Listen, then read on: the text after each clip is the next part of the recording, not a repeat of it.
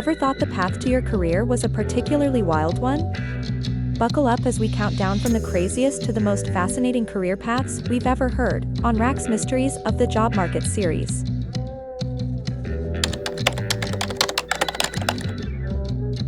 I have a dear friend who was a stay-at-home mom homeschooling her kids, and very happy doing this.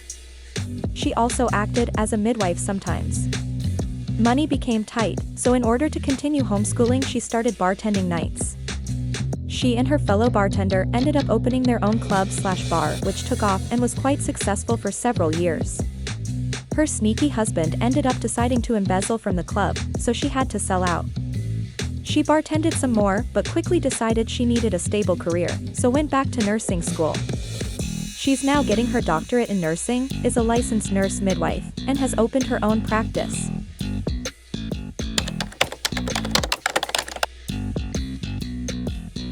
Spent 5 years working at a grocery store, but got fed up with it.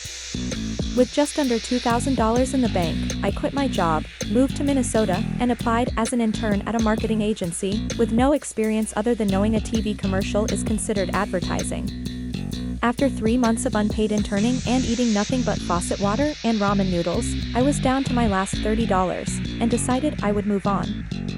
The day I went in to let my boss know I had to quit, she hired me on. 2 years later I became the digital project manager, and today I am a developer/designer and digital marketing consultant. That was insane. Would you move across the country to start a new career with only $2,000 to your name? Let us know down below in the comments.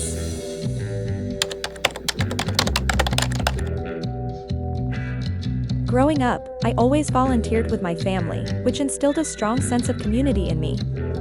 When my father passed away, I wanted to start working. At 15, I landed my first job as an environmentalist. We cleaned up cities and built pathways in the woods.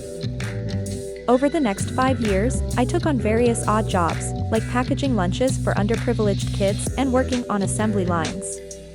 Balancing these jobs with college was hard, and I eventually flunked out. Then I worked in elder care, but the emotional toll led me to switch careers. Returning to school was a game changer.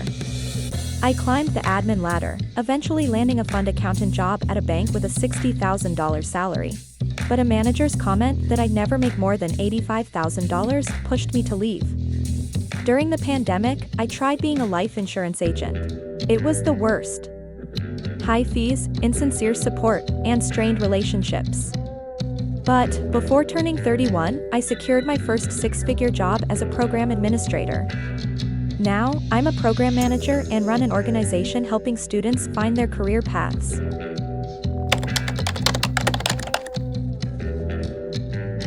I was a computer geek as a kid in the late 70s, early 80s.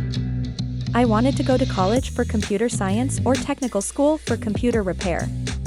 My parents thought I just wanted to play more computer games and convinced me that there wasn't enough money or a future in computers, so I went to school for psychology instead. Ended up hating psychology and dropped out of college. Worked odd jobs for 2 years and went back with plans to go to med school. Took the MCAT, got a degree in biochemistry, but I talked to too many doctors right before I started to apply and decided not to. Got a job in a lab, hated it, and went back to working odd jobs for a few more years. Went back to college for electrical engineering and worked part-time for myself fixing computers and networks, skills I picked up by getting my own stuff to work at home. While still in school I worked for a bunch of computer and network companies to have a more steady income. I poached one of my boss's clients that was sick of getting cheated all the time and worked for them part-time until I finished my second degree. As soon as I was done with school, they named me system admin, gave me a huge raise, and I've been here ever since, soaking up as much experience and skills as I can. Give this video a thumbs up if you think this storyteller's parents telling them that there was no money or a future in computers is hilarious.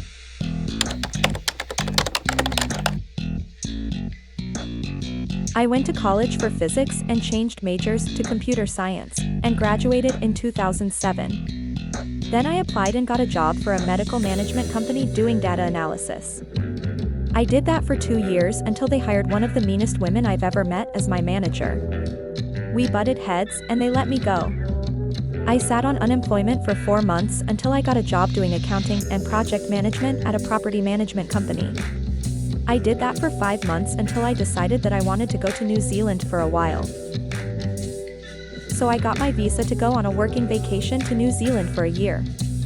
I talked the property management company into letting me work remotely for them until the project was done.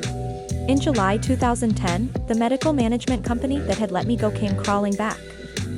They'd fired the manager that fired me and wanted me to do some reporting for them remotely each month for a regular fee. I came back from New Zealand 2 weeks ago. Still doing remote work for the medical management company, had a lunch meeting with them last week just to touch base and make sure they're happy with what I'm doing, and they are.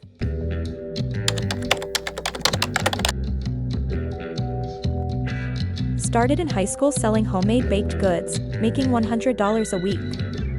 After graduating, I tried to start a business selling cheap Chinese MP3s online, but it failed. I took an unpaid internship in my senior year for 3 months or so, for the largest business networking group in NYC. I sang on the subway with a friend for $100 a day, 3 days a week. Started college, did 6 months, liked it but needed money.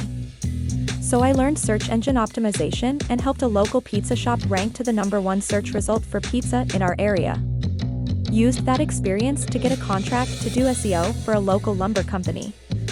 I then used the lumber experience to get a full-time marketing job in a startup eco-friendly jeans company in May of 2010.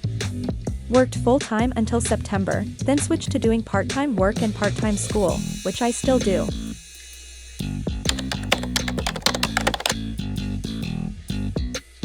When I was 22, I spent about 6 months working at a nightclub. I would go to the club in the evening and the manager there would give me a stack of empty lists and a quota of emails that I needed to collect. After 6 months, I couldn't handle the hours and not having a social life on the weekends, so I quit. About a year after I quit, I got another very unusual job. I picked up rock climbing during my last year in college, going maybe 2 to 3 times a week at most, but after I quit my job at the club I started going every single day. I actually volunteered to clean the climbing gym several nights a week for a free membership.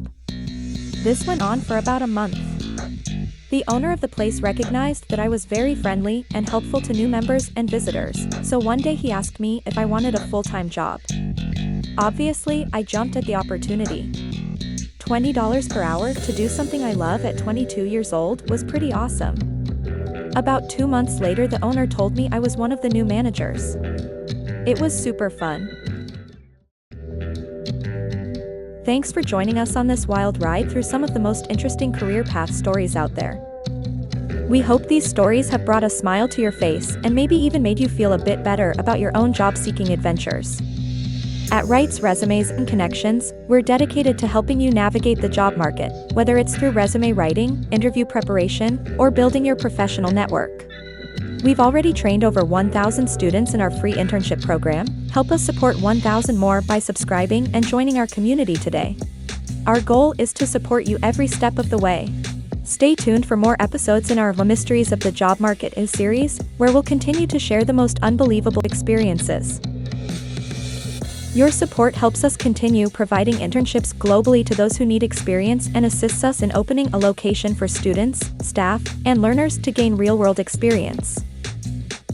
Together, we can turn even the strangest situations into opportunities for growth and success. Thanks for watching, and we look forward to seeing you in our next episode.